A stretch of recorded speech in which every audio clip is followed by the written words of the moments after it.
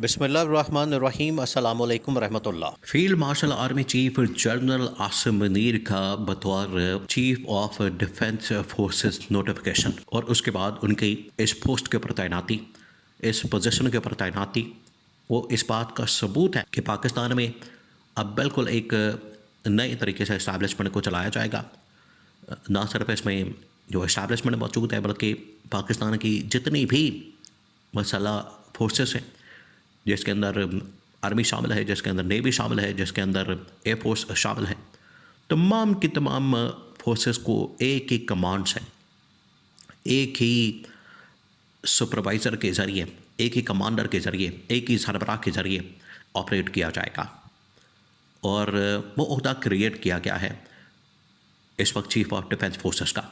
देखिए, अभी 2-4 दिन पहले जनरल साहिर शमशाद मिर्ज़ा रिटायर हो गए। रिटायर होने के बाद वो घर चले गए और जाते जाते जो उन्होंने अहम तरीन बात की है, बहुत अहम तरीन बात की, अब आपने उस बात के ऊपर गौर करना है, उनके स्टेटमेंट के ऊपर, उनके बयान के ऊपर। बहुत बड़ा स्टेटमेंट दिया। हालांकि नॉर्मल देखें, जनरल साहिर शमशाद मिर्ज़ा के बारे में ये कहा जाता है कि वो बड़े ही एक धीमे किस्म के मिजाज के आदमी हैं और उनके मिजाज के अंदर इतना सख्ती नहीं, तीखापन नहीं, और वो बड़े ही धीमे किस्म के, बड़े ही नरम मिजाज किस्म के और बड़े ही अपने काम से काम रखने वाले आदमी है। लिहाजा जो वो जाएंगे, जब वो तो अपना वो टाइम पूरा करेंगे, उसके बाद अपना वो सारी फाइलें उठाएंगे, अपना काम समेटेंगे और उसके बाद गाड़ी पकड़ेंगे और घर चले जाएंगे।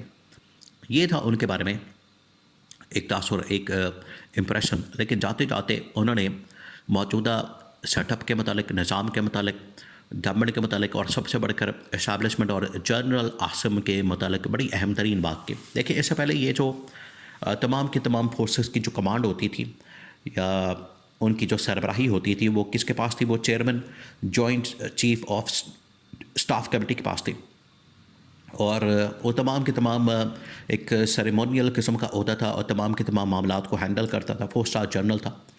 लेकिन अब ये ओहदा जो है वो चीफ ऑफ डिफेंस फोर्सेस का मिल गया है एक 5 star general, field marshal army chief general Asim Munir को। और ये इसके मतलब अब ये कहा जा रहा है कि ये तमाम के तमाम आर्म्ड फोर्सेस को हैंडल करेंगे, ऑपरेट करेंगे।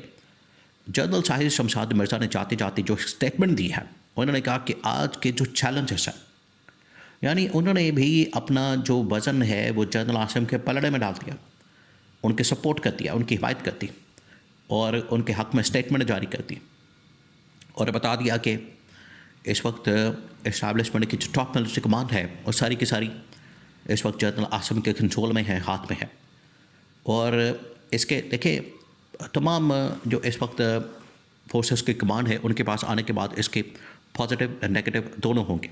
पॉजिटिव भी होगा और नेगेटिव भी होगा और दोनों पहलू देखना, दोनों पहलुओं के मतलब बात करना बड़ा ज़रूरी है ताकि आपको समझ आ सके। आपने इस पूरे मामले को समझना है। ये आगे जो दौर शुरू होने जा रहा है अगले 5 साल का, ये दिसंबर से जो मामला शुरू होने जा रहा है, अगले 5 साल तक, 25 से लेकर आगे आपको पता है 31 तक, 31 तक, एक लंबा दौर चलना है। और उसके लिए तैयारी है, उसके लिए निज़ाम की तब्दीली है, उसके लिए नया सेटअप, उसके लिए गवर्नमेंट, उसके लिए हुकूमत, उसके लिए इलेक्शन, उसके लिए 28वीं तरमीम, उसके लिए सूबे, बल्दियाती निज़ाम, बड़ा कुछ आगे प्लान किया हुआ। यानी ऑप्शन बेतहाशा, मामलात बहुत सारे हैं, चीज़ें बहुत सारी हैं, पटारी के अंदर से बड़ी चीज़ें निकलेगी। आहिस्ता आहिस्ता दिन ब दिन ये तमाम चीज़ें अब रूनमा होंगी, मंजर आम पर आएंगी। लेकिन जो मौजूदा इस वक्त जनरल आसिम मुनीर है, उनके मतलब जो साहिर शमशाद मिर्ज़ा की स्टेटमेंट है उसका अब देखा जा रहा है, उसको परखा जा रहा है, जांच पड़ताल की जा रही है, उसका पूरा का पूरा पोस्टमार्टम किया जा रहा है कि उनकी जानिब से ये जो स्टेटमेंट दिलवाई गई है, इसका मतलब ये है कि फील्ड मार्शल इस वक्त बड़े ताकतवर हैं, बड़े मजबूत हैं और वो कुछ भी कर सकते हैं।